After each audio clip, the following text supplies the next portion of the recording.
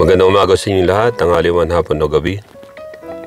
Ako po muli ito, si Brother John ng Karaoke, Pananampalataya at Katotohanan, na ang aking simple and small YouTube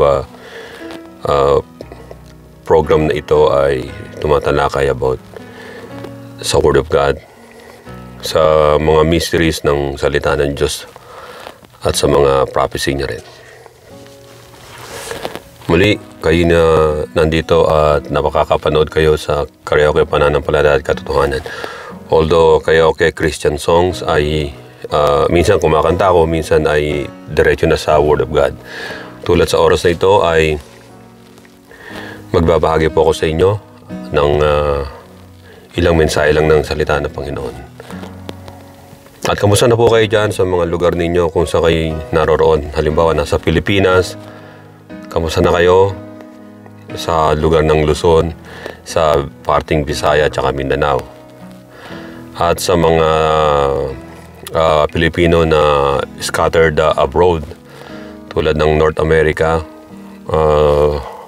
South America, Canada, Europe, Australia, Middle East, part ng Asia, kung saan mo kayo naroroon, ako inyong kaibigan, kapatid si Brother Joe ng Karaoke, Pananampalataya at Katotohanan.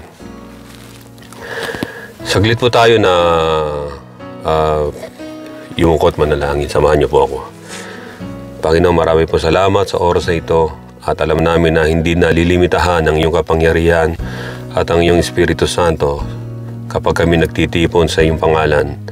Sinabi mo po kung saan may dalawa o tatlo nagkakatipon sa iyong pangalan, ikaw ay naroroon. Kami, Panginoon, ay nagtitipon according to your word, according to your promises, O Lord, at according, Panginoon, sa mga salita mo. Maraming po salamat at linisin niyo po kami lahat sa lahat ng uri ng aming mga pagkakasala o anumang uri ng aming mga kahinaan. Ikaw ay naririto para kami ay tulungan. Maraming po salamat. Ito po ang aming samot panalangin sa pangalan ni Jesus. Everybody say Amen. Kamusta na po? Meron po kayo tatapik sa inyo rito. Ang aking ipapahayag sa inyo ay ang sa English ay the foolishness of this world. Ang kamangmangan ng sanlibutan ito. Sa aklat ng mga awit o Book of Psalms chapter 14 verse 1, may sinasabi rito ang salita ng Diyos. Ang sabi, "The fool has said in his heart, there is no God. They are corrupt, they have done abominable works. There is none who does good." Yung salita ng Diyos na ito sa Book of Psalms ay ito'y nagre-reflect maging doon sa Genesis chapter 6 na ang mga tao ay dumami, nagpasimulan dumami at nagpakasama. At doon din nagsalita ang Diyos na tungkol sa padating na baha na siyang gugunaw. Sabi ng maraming mga foolish people na hindi raw totoo na may baha, hindi raw nagkaroon ng baha sapagkat kung magkakabaha daw ay walang mabubuhay na halaman at walang tutubong muling halaman at walang mga animals na nag-exist ngayon. Subalit ang katotohanan nito ay ganito. Nung bumaha halos isang taon, yung mga dinala ni Noah na halaman doon sa loob ng barko ay from seeds, galing sa mga buto. Kahit yung mga barley, mga palay, yung mga kauri ng mga barley, mga palay, sorghum, yung mga ganyan, ay naroroon. Anumang mga vegetables, yung sa mga seeds, ay dala-dala nila. Yung mga animals din, dala-dala nila, yung nandun.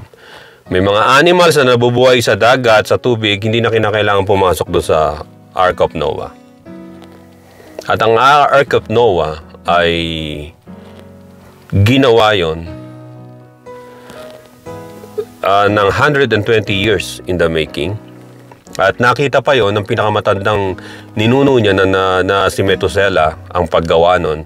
At tinuruan si Noah ng mga salita ng Diyos na nanggaling mismo kay Adam sapagkat si Methuselah ang pinakamatanda, 969 years, at naabutan niya si Adan at naikwento sa kanya ang lahat ng pangyayari doon sa Garden of Eden hanggang sa magkasalang tao, hanggang sa nagkaroon ng tinatawag na pagdami ng mga tao. Pero sinabi rito ng Biblia, the fool has said in his heart, there is no God. Only fool that will say, there is no God. Period. Ayun ang sinasabi ng Diyos mismo sa Bible, na the fool has said in his heart, there is no God. At ang makikita natin, they are corrupt, they have done abominable works. There is none who does good. Yan din ang sinasabi sa Psalms 53 verse 1. Inulit, the fool has said in his heart, there is no God. That's why they are so corrupt. They're doing abominable things or works. Sa Hebrew word na ginamit na fool ay kesil. Ang salitang kesil sa Hebrew ay lacking wisdom, morally deficient, at yung origin ng word na kesil ay galing sa salitang kasal. Parang kasal sa atin sa Pilipinas, di ba? Ay, magpapakasal na yan. Pero pagka sa Hebrew, ay yung kasal ay to be foolish, to be stupid. Kaya pala pag magpapakasal, is to be foolish or to be stupid. Magkaiba yun sa Tagalog. Inano ko lang ng konti. Para hindi tayo malito, ang salitang kesil na fool ay galing sa root word na kasal, na ibig sabihin to be foolish or to be stupid. Yung Greek word naman ng fool o na galing sa salitang kesil na nagmula sa salitang kasal ay moros. Ang ibig sabihin ng moros ay dito ang root word ng moros ay ang ibig sabihin niyan ay dull, foolish, stupid, or silly. Yung moros ay diyan ang galing ang salitang English na moron. Moron. Kaya yung mga sumalaki sa North Africa at pumunta sa sa Europe, tinatawag sila mga Moorish o Moros ng mga Spanish, mga Moros. Ibig sabihin, they were like foolish or stupid, imprudent, godless, ayun ang ibig sabihin nun. So yung salitang fool ay ito ay moron din, moron. Alam natin yung salitang moron ay isang napakalupit na salita sa English. Kapag sinabi sa isang tao ay ito'y derogatory. So ibig sabihin ng moron ay dull, foolish, stupid, or silly, godless, without learning, and imprudent. Yung salitang moron o moros sa Greek ay ito ay sa Greek mythology ng mga Grego, nung sinaunang ancient Greek, ay ito ay God of Doom or also the bringer of death and suffering. Yung God Moros, God of Doom. So ang moros or moron is also an empty and useless na tao. Walang utak at useless. Ayun ang sinasabi ron. Sa mga kasi nasulat sa Greek word ang New Testament at ang Old Testament ay nasulat ito sa Hebrew at sa Aramaic. Sa Aramaic.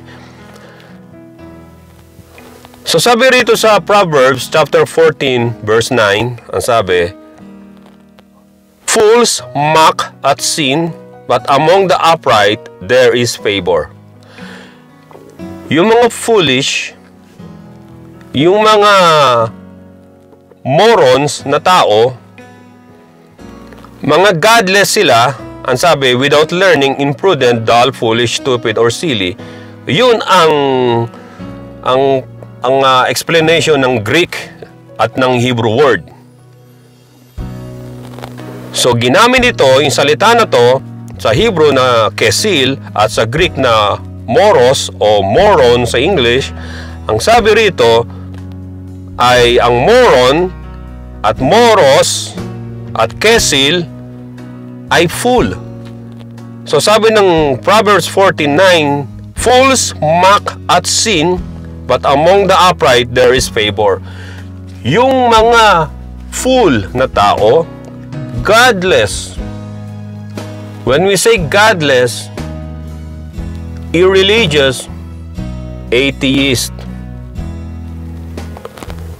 mga tinatawag na without learning, imprudent, foolish, and dull, and stupid, or silly, ang sabi rito, they mock at sin.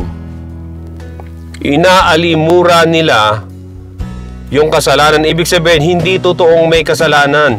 Gawa-gawa lang yan ng mga religious at walang Diyos ay nang sinasabi nila. But the Proverbs says, the Bible said na mas matanda pa sa mga scientific community sa science, ang sabi, fools mock at sin, but among the upright there is favor. Sa mga matutuwid, sila ang pinapatnubayan ng Diyos.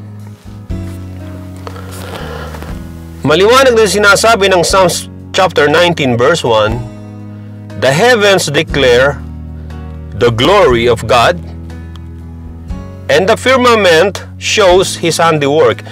At ang buong kalawakan universe ay nagpapahayag ng mga gawa at ginawa ng Diyos. Ang kalangitan ay nagpapahayag ng kadakilaan ng Diyos. Merong Diyos sapagkat merong lumikha ng firmament at ng kalawakan at lahat ng mga bagay na nasa kalawakan. Hindi maipoproduce ng science yun.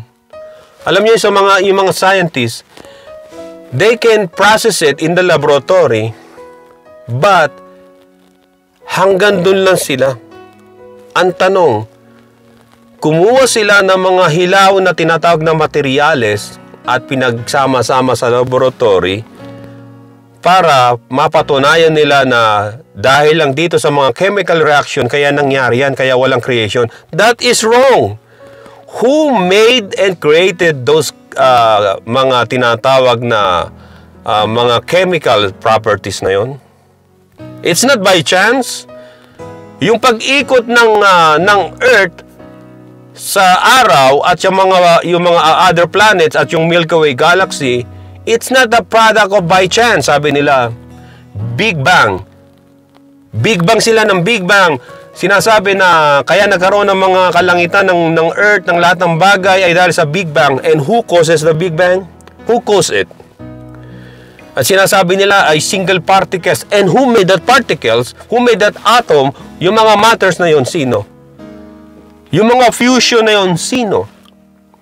They cannot produce it in laboratory. Kung sinasabi nila na si Higgs ay nakapag-produce niyan, kumuha sila ng materials na nag-exist na. That's why. But God said, lahat ng mga bagay na nakita natin sa sanlibutan ito ay mula sa wala. From invisible to visible. So yung mga scientists na ito na pilit na pinipilipin ang salita ng Diyos na they said that they can produce, show me if they can produce life through explosion. Kasi sabi nila dahil sa tinatawag na Big Bang explosion nagkaroon ng life. That is wrong. Balutan ko sila ng TNT o ng mga granada o kahit rebentador lang, kahit yung Goodbye Philippines ng mga 1,000 balot sa katawan at sisindihan ko, sasabog sila, mamamatay sila, pati yung mga cells nila patay. It won't gonna make life. Yung explosion. When God said, let there be light, and then inside that light ay merong mga buhay. Nagki-create ng life. Sapagkat yung mga taong hindi naniniwala sa Diyos ay yung numbers, tandaan nyo, yung mga numbers na ginagamit nila, nagre-revolve lang ang tao from 0 to 9. Tandaan nyo yan, from 0 to 9. And then they cannot reproduce another number. Yung 0 to 9, what will they gonna do is, pag nabuo na nila yung 9, they gonna add again 1. So magiging 1 and then 0. And then pag ano na nila yun, another 1. Hanggang sa dumating sa 19, gagawin nila na 2. So ilalagay uli nila yung 0. Hindi nagre-reproduce. Umiikot lang ang buhay, ang scientific world sa number na 0 to 9. Ayun ang katotohanan niyan. But God said His infinite knowledge ay more than the numbers na naimbento ng tao na 0 to 9. God has His own numbers. Kaya nga yung sabi ng Biblia, yung bilang ng tao ay 666. Mabibilang lang nila yun through human counting or calculation. Pero ang number ng Diyos mismo na infinite, hindi kailanman naging finite o mabibilang. Ang sabi ng Biblia, walang makakaalam ng kanyang pagparito at ang kawakasan ng lahat. Only God knows. Even His angels in heaven. Nang si Jesus Christ nagpe-preach, even the Son doesn't even know kung kailan mangyayari ang kawakasan. But as God, si Jesus Christ na umakita sa langit, He knows when it's gonna happen because He is the one who gonna come back para sa atin dito. So, tandaan natin, ang mga tao na fool, ang sabi rito, ay sila ay magpupumilit ng katotohanan ng Diyos ay kanilang baluktutin sa pamamagitan ng kanilang tinatawag na kamangmangan o foolishness. Meron dito sinasabi sa Biblia, sa Matthew 23, sa Matthew 23 verse 1 hanggang 36,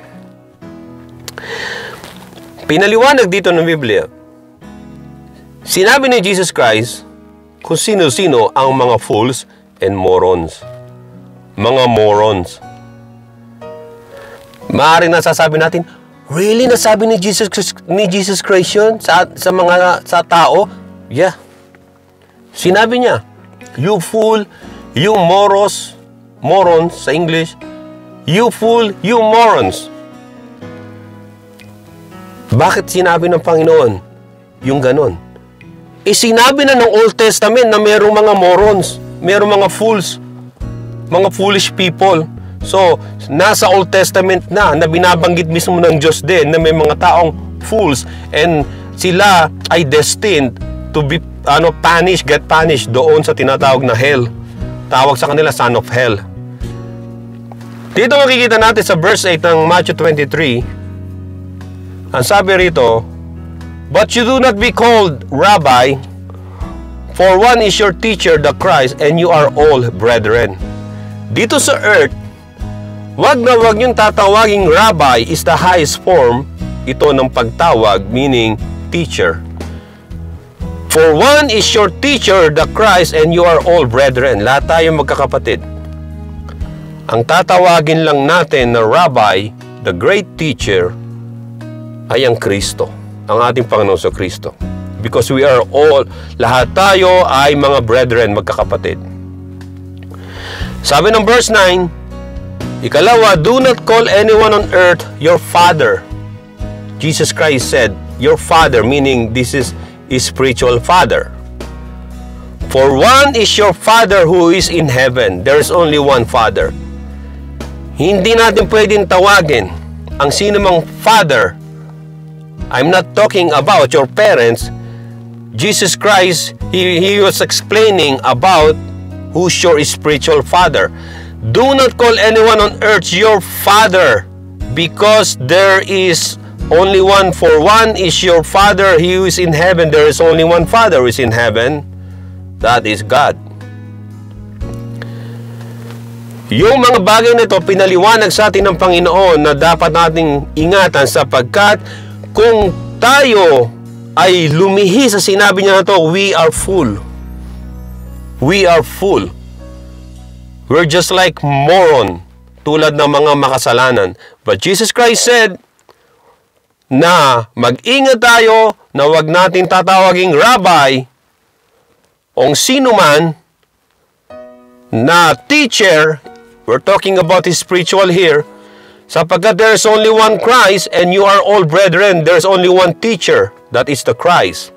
And do not call anyone on earth Father, because there is only one Father who is in heaven. Jesus called the religious Pharisees fools. Tinawag niya yung mga Pariseo na mga morons o fools. Sinabi ng Panginoon sa kanila yon na fools, yung mga Pharisees. The Pharisees were sons of hell according sa verse 15 ng Matthew 23. Jesus Christ said they were sons of hell. And Jesus Christ said these Pharisees, they were fools and blind. Verse 17, fools and blind. Mga morons tsaka mga bulag. Verse 19, inulit niya, fools and blinds, yung mga religious leader. So anyone o any religious leader na nangangaral ng mga false doctrine, you can call them fools and blind. You can call them morons and blinds o mga bulag. That's what Jesus did sa mga Pharisees.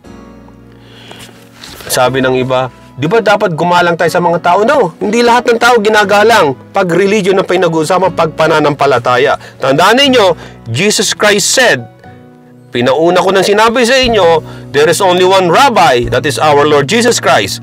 There's only one teacher, our Lord Jesus Christ. There's only one Father, who is the Father in heaven. Yung Father ng our Lord Jesus Christ. At yung mga Pharisees na ito, they're using the word Father para makapanloko ng maraming tao, and they claiming it na yung Father ay kanilang Father. But Jesus Christ said, no, you were sons of hell.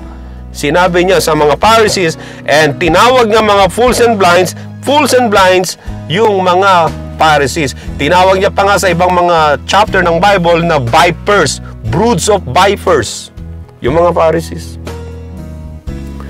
Pero never tinawag ng Panginoon yung mga nagsisisi at nanunumbalik sa Diyos na mga brood of vipers at na mga fools. No. Tinawag niya sila na mga belongs to the kingdom of God, mga sons of God. Ecclesiastes chapter 5 verse 1, walk prudently when you go to the house of God, and draw near to hear rather than to give sacrifice of fools, for they do not know that they do evil. Kaya sinabi ng Panginoon, huwag niyong gagayahin yung mga Pharisees, mga Sadducees, mga scribes, sa kanilang religious, yung mga religious way. Because they want only na mapuna sila ng mga tao sa kanilang mga bihis at sa kanilang banal-banalan. Kaya sabi ng Ecclesiastes 5:1, walk prudently. Lumakad ka ng maayos at malinis at marunong. When you go to the house of God, ang pinag-uusapan dito, ang sinutukoy dito, ay yung prayer house na Jerusalem noon. But alam natin, wala man tayo sa Jerusalem, ang prayer house natin ay ang ating body ay temple of the Holy Spirit, at higit pa doon sa Jerusalem, sa Temple of Jerusalem. If we pray to the Lord, ang sabi rito, and draw near to hear rather than to give sacrifice of fools, mas maiging makinig tayo sa Diyos, sa salita ng Diyos, kaysa magbigay tayo ng mga alay at handog tulad ng mga mangmang o fools o mga morons. Because this moron, for they do not know that they do evil. Hindi natin dapat ginagaya yung mga fools na binabanggit ng Diyos na papunta sa impyerno, at hindi dapat natin sila kinokopya, yung mga fools. Jesus warned us not to abuse the word fool or moron. Teka, akala ko ba si Jesus Christ, nagsalita siya, yeah, sinabihan niya yung mga Pharisees na you fool, morons, blinds, brood of vipers. Nagkasala ba ang Panginoon? No, because sila talaga yon. Sila yung mga tao na yon na hindi talaga mga sons of God. Kundi sinabi ng Panginoon na sila ay mga sons of hell sa Matthew chapter 23 verse 15. Yung mga Pharisees, yung mga Pharisees na yun din ang magpapapako sa Panginoon at magsisisigaw. Meron akong nakausap. Pinagtatanggol lang isa na hindi namin kilala ang Christianity, hindi namin kilala si Jesus Christ. Jew is ang Jew. Ang Diyos namin ay makapangyarihan. Sabi ko, your Jewish God, the Father Himself, called Jesus Christ His own God and He worshiped Him. Book of Hebrew, nandun eh. Winworship niya. Tinawag niyang God, my God. The God said to my God and my Lord. Next time, pag-uusapan natin yan. Sasabihin ko sa inyo. Adonai Elohim, the God of the Hebrew people, the God of the Jewish people, called Jesus Christ, the Messiah, as His own God. His own God, hindi lang God eh. Tinawag niya pang Savior eh. His own God and Lord. At sinabi na He worshiped the Lord Jesus Christ. Natatandaan niyo sa Bible, sa New Testament? Ang sabi, Father, nag-pray si Jesus Christ, ang Panginoon, Father, glorify your Son so that your Son might glorify you. You know what's the meaning of glorify? Worship. Worship your Son so that the Son may worship you. At ano nangyari? Nagsalita ang God the Father. Niluwalhati ko na at muli ko pang luluwalhatiin. Ang ibig sabihin nun, I glorified it and I will glorify it again. Ibig sabihin, I will worship you and I will worship you again. God the Father, He worshiped Jesus Christ because He knew or He know that Jesus Christ is divine. And Jesus Christ also worshiped the Father because meron nga 3 persona eh. And there's 3 persons, alam nilang bawat isa. Hindi natin pwedeng sabihin na hindi pwedeng ang Diyos Ama ay sumamba kay Jesus Christ. Sinamba na nga eh. And then, I will glorify it again your name. Pag sinamba mo yung pangalan ng isang tao, sinasamba mo yung may-ari ng pangalan. Yung mismo na entity na yun. Ganun talaga. Pag may mga taong ayaw manampalataya kay Kristo, at sinasabi nila yung Diyos nila ay higit pa kay Kristo. No, yung Diyos nyo, sumamba kay Kristo, tinawag siya na Diyos at Panginoon. At iluwalhati niya si Kristo, ibig sabihin sinamba. Jesus Christ warned us not to abuse the word fool or morons or use it just to take revenge. Matthew chapter 5 verse 22, Jesus said, but I say to you that whoever is angry with his brother without a cause shall be in danger of the judgment. And whoever says to his brother, dahil galit siya, raka, meaning fool o moron, shall be in danger of the council. But whoever says, you fool, shall be in danger of hell fire. Alam niyo yung salitang raka, medyo mababaw pa to sa tinatawag na you fool o moron o moros.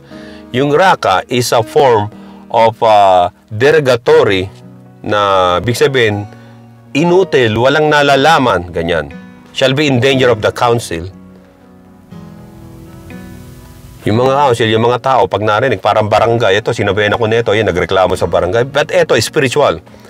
But whoever says, you fool, shall be in danger of hellfire. Pinagbintangan mong fool yung isang kapatid mo, fellow believers mo, dahil galit ka sa kanya, shall be in danger of hellfire. Ang ibig sabihin, yung isang tao, hindi naman talaga siya fool. Nagpapaliwanag lang, pero ang ginawa mo ay imbis na yung reasoning niya, ang atake mo, ang inatake mo sa kanya ay ang kanyang personal, yung kanyang physical, yung anyo niya, kaanyuan niya, you lose the war. Alam niyo, totoo yun. When you are waging a war, and then you started to kill the innocent around you, o around the battlefield, mga inosente, you already lose the war. Ganun ang war. Kinakailangan sa war, ang titirahin mo ay yung sniper, yung gunner, at yung mga battery nila, yung mga equipment nila na may mga nag-ooperate ng mga kalaban. Ayun dapat. At makuha mo yung position nila. Hindi yung mga tao na sinasabi, ano lang yan yung mga tao na yan, ano ang tawag rito? Wala, mga nadamay na lang yan. Tulad ng sa Pilipinas, yung drug war. Ilan ang namatay? More than 30,000 Pilipinos yata yun. That's really, really murder. O kung kaya yung 3,000 nga lang, kahit 500 nga lang Imbis na tirahin nila yung mga nagpo-produce, nagdadala sa Pilipinas ng mga tonelada, mga drugs, hindi yun ang tinire. Hindi yun tinira yung mga barko na mayroong kargang drugs, sana yung man lang ang pinasabog, hindi Yung mga sasakyan sana na may dalang mga drugs, yung container, hindi pinasabog Ang mga pinagpapatay, yung mga tinuro lang ng yung pagpayat ka sa Pilipinas, medyo utal-utal ka dahil nagugutom ka, sasabihin addict. Kapag sa Pilipinas, ito yung mga tao dyan, lalo na ng eleksyon, kapag sa Pilipinas, pinagtanggol mo yung isang mamamatay tao ng mga drug addicts daw, hindi dumaan sa tinatawag na legal process, ay sasabihin sa'yo, addict ka. Yung mga nagtatanggol, kasi nakikita ko sa social media, yung mga nagtatanggol sinasabing addict. How did you know na addict siya? Pinagtanggol niya lang yung mga namatay kasi walang due process, addict na kaagad. So yung murderer, ang lahat ng may kasalanan yan. Sino ang murderer? Kung sino ang nag-utos. Kung sino ang nag-utos, yun ang murderer. Kaya nga sinabi ng Panginoon dito sa Matthew na binasa din natin, ang sabi rito na Matthew 5:22 na, "But I say to you that whoever is angry with his brother without a cause shall be in danger of the judgment." Lalo na kung pinatay mo yung isang tao dahil galit ka. "And whoever say Raka shall be in danger of the council. But whoever says you fool shall be in danger of hellfire." Lalo na kung pinatay mo yung tao. Dahil hindi mo gusto yung kanyang reasoning at sinira mo at ang binabantaan mo siya mismo, yung buhay niya, you lose the war. Yung taong gumagawa ng pagbabantang ganon. Proverbs 21 verse 23, yung mga taong nagbabanta ng ganon, they're fools, the Bible says. They're morons. They're fools. They're empty yung head nila. They don't know anything. Wala silang yung binanggit ko sa inyo, ang mga tawag sa mga tao na yun ay mga useless. Empty yung brain, useless, at imprudent, without learning, stupid, dull, yung mababagal makaintindi. Kaya dito, whoever guards his mouth, ang sabi, Proverbs 21:23, whoever guards his mouth and tongue keeps his soul from troubles. Ang sino mang binabantayan niya ang kanyang bibig at ang kanyang mga dila, ay inililigtas niya ang kanyang kaluluwa sa tinatawag na kapahamakan. Hindi yung pabigla-bigla ka ng sinasabi. Yung pagmumura ngayon ng mga tao, mga bata, ay just part na ng curriculum ng isang school. Hindi ba? Nakakalungkot din yun. At minsan yung ibang mga bata na nagmura ay tuwan-tuwa pa yung mga magulang, pinopost sa Facebook o sa mga YouTube at sinasabi, how cute is he when she said that, or when he said that, or when she said that, kung babae man. That is wrong. Alam natin na darating ang araw at oras, yung mga ginagawa ng mga bata na yon na pagbumura ay sa kanyang mga magulang ibabato o sasabihin. Ganyan din sinasabi ng Proverbs 15 verse 28, the heart of the righteous studies how to answer, but the mouth of the wicked pours forth evil. Yung mga matitino, yung mga hindi fools, yung hindi mga morons, yung mga righteous people of God, the heart of the righteous studies how to answer. Pinag-aaralan kung paano siya sasagot sa isang sitwasyon. Hindi pa bigla-bigla. Bihira na sa mga babae ang ganyan. Na bago sumagot ay pinag-aralan. Alam nyo, yung mga babaeng bago sumagot, pinag-aralan mo nang sasabihin, ay sila yung sila yung maingat. Maingat sa relasyon, maingat sa pamilya. Ayaw nila na magsasabi kagad ng pabigla-bigla na hindi nag-iisip. Ito yung mga tao na hindi ninyo makikita doon sa Raffy Tulfo in action na nagre-reklamo sa kanya. Yung matalinong babae ay hindi niya kakalad ka rin ang sitwasyon sa publiko tulad ng yung Raffy Tulfo in action na kaya pala niyang gawin na may resolve sa loob mismo ng tahanan doon sa lamesa, sa table na nag-uusap silang dalawa ng mag-asawa o boyfriend o magpamilya. So the heart of the righteous studies how to answer, but the mouth of the wicked pours forth evil. Proverbs 21 verse 23, whoever guards his mouth and tongue keeps his soul from troubles. Tulad ng binasa ko, ilalayo ka sa kaguluhan. Ano bang nagagawa ng dila ng isang tao sa ating spiritual na buhay para tayo ay hindi maging isang tinatawag ng mga fools o mangmang? James chapter 3 verse 1 hanggang 12, kung babasahin ninyo, ang sabi ay, ang ating mga dila that hang as a horse bit. Alam niyo yung horse bit, yung nilalagay sa bibig ng kabayo, tapos magkabila, kaliwat kanan may tali. Yung mga nakasakay na sa horseback riding, nung nag-cruise ship ako, pumunta ako dun sa papuntang Caribbean, and then nag-stop kami, and then nag-horseback riding ako, tsaka yung mga cable, yung nagra-ride sa mga cable. Yun, tapos yun, yung malalaking, yung matataas umaabot na mga 70 feet, 100 feet high. Pero nag-horseback riding ako. Meron tinatawag na horse bit yun. Kagat-kagat ng kabayo. Alam niya kung pupunta sa kaliwa, kanan. Kasi pag hindi mo hinatak yun, hindi siya aandar. So dahil meron naman akong alam sa pagkakabayo, ay ganun ang ginagawa ko. Inaano ko yung kabayo, kung gusto ko siya mag-forward, pupunta sa kaliwa, medyo tadyakan ko ng konting tiyan, yung gaganunin yung paa sa tiyan, aandar siya. Kung gusto ko siya na, ayoko kasi sa kabayo na tumatakbo, yung naglalakad daw, tumatakbo ko, nakayuko. Kasi mahuhulog ka rin, kinakailangan, nakaano ka. Hawak mong ganon, para pwede mo ibaling na ganon, sinasaltik mo lang, babaling siya. So ganon ang ginagawa ko. Sumusunod siya, kahit yung kabayo na yun, malaki yun, ay mapapabaling mo siya either left or right, o mapapaikot mo siya, o mapapaatras mo pa siya. Horse bit ang sabi. Maliit lang yun, kagat-kagat ng kabayo, pero maibabaling mo siya sa lugar na gusto mo na pumunta. Sabi ng verse 3 sa James chapter 3, verse 3. At ang dila ng tao ay tulad din daw ng timon o rudder ng isang barko. Sa verse 4. Kahit anong laki ng barko, ang nagpapabali lang dyan ay isang maliit na timon o rudder.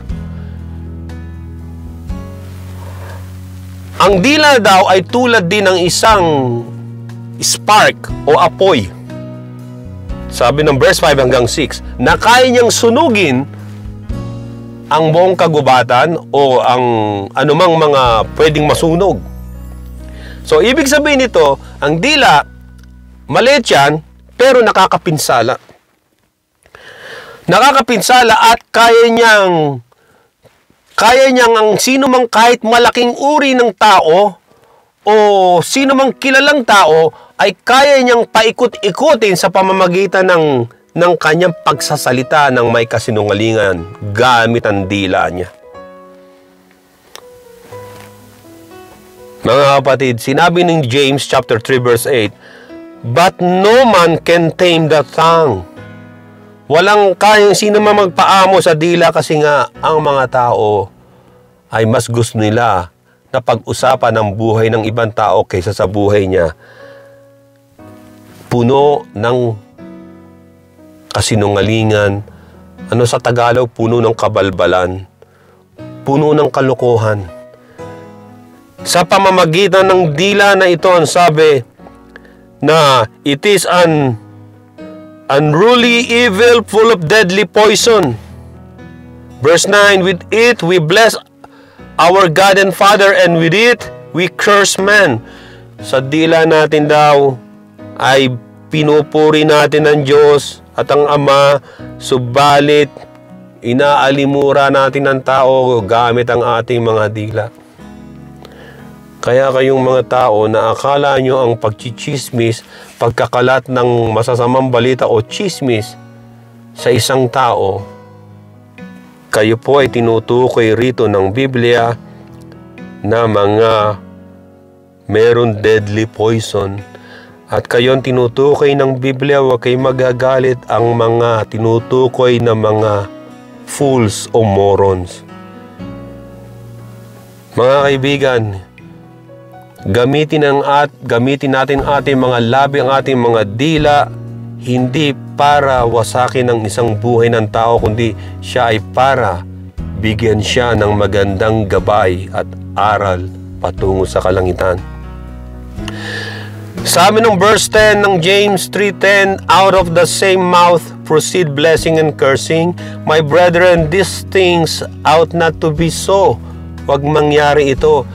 Pumupunta kayo sa mga fellowship Sunday service, nagpupuri kayo, ngayong paglabas nyo, pag uwi nyo ng bahay, dyan na kayo nagmumurahan lahat. Nanlalait na mga tao at balik sa pagiging chismosa o chismoso.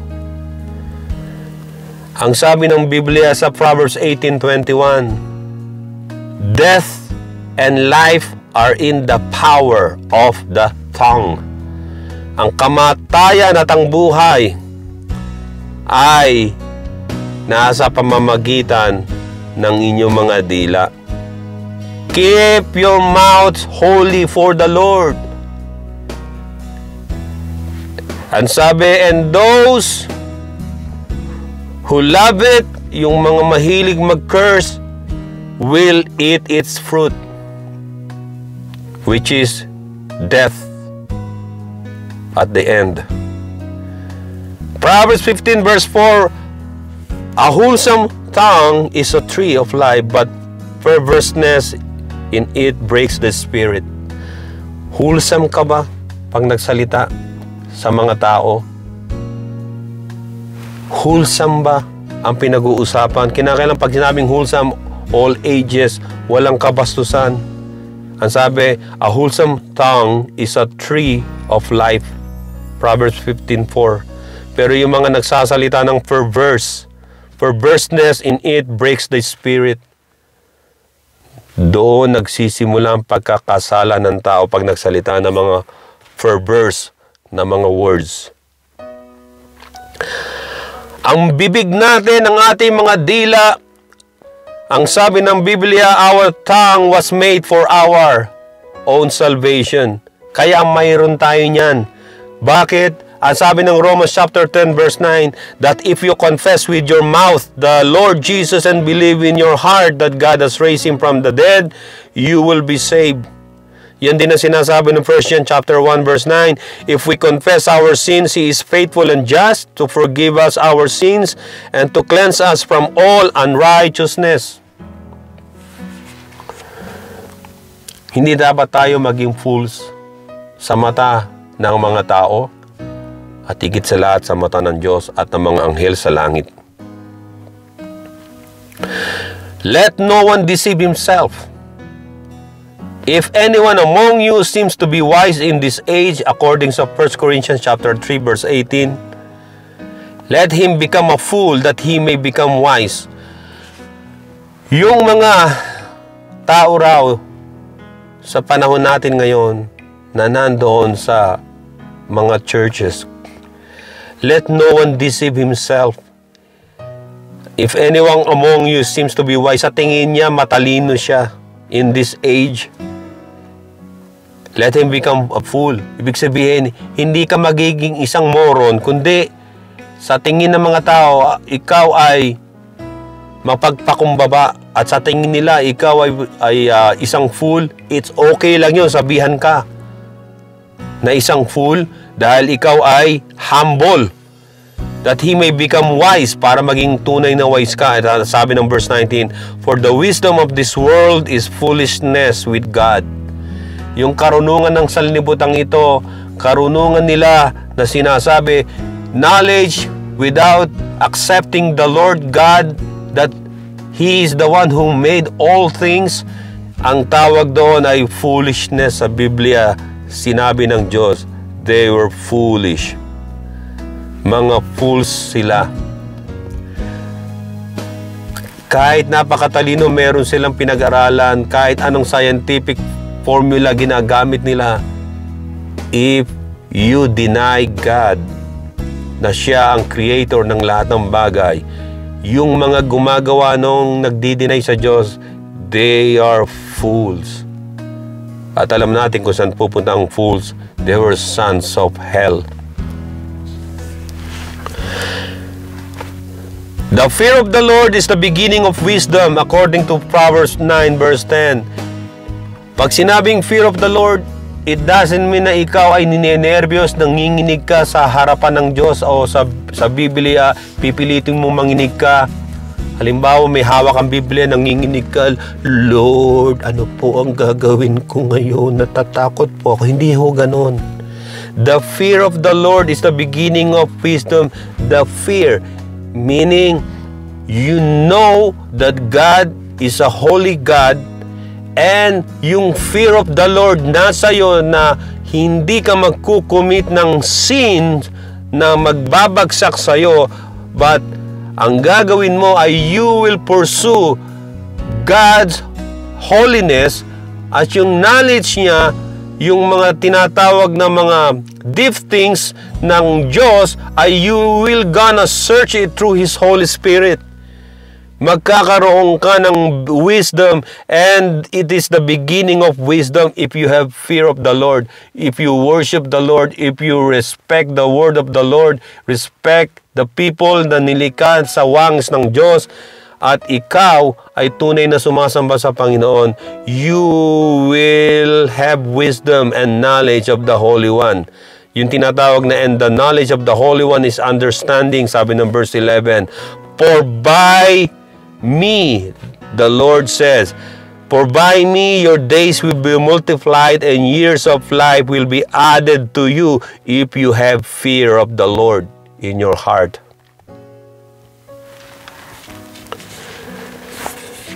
Mga kapatid, sa oras na tayo ay kumilala sa Panginoon, ito rin, malaman din natin na ang sanglibutang ito, yung ginagawa ng mga makasalanan ay foolishness. Some of them, they will laugh at you. Some of them, they will curse you. Sabi ng Biblia, wag po tayong bababa sa mga level nila. Hindi dapat natin gawin yon. Kung ano yung sinabi sa atin, tatapatan din natin ng ganung pananalita nila. Wala na tayong pagkakaiba sa kanila. What's the difference? Anong dapat? show them the love of God in Christ, na there is still hope sa kanila. At sabihin natin na si Jesus Christ ang power and wisdom of God. Ingatan po ninyo ang inyong mga sarili para sa Panginoon. At ang sabi ng Biblia, 1 Corinthians chapter 2 verse 10, Ephesians chapter 3 verse 3 hanggang 5, God has revealed them to us through His Spirit, for the Spirit searches all things, yes, the deep things of God. Ang Holy Spirit ang nag-search sa lahat ng mga bagay, even the deep things of God. Ito ang tunay na karunungan. Hindi ito karunungan ng sanglibutan na foolishness sa mata ng Diyos. Kaya nga sabi ng Isaiah chapter 64 verse 4, Isaiah 65 verse 17, eyes has not seen, nor ear heard, nor have entered into the heart of man the things which God has prepared for those who love Him. Ang ating katalinuhan ay ang Diyos. Ang ating kalakasan ay ang Diyos. Kung tayo'y nanghihina sa ating pananampalataya, ang Diyos ay laging tapat sa atin. Pagpalain kayo ng Panginoon. Marami pong salamat sa inyong pakikinig at pagsubaybay sa Brother Joe ito ng Kreyok at Pananampalataya at Katotohanan. To God be the glory in Jesus' name. Maraming po salamat. God bless po sa inyong lahat.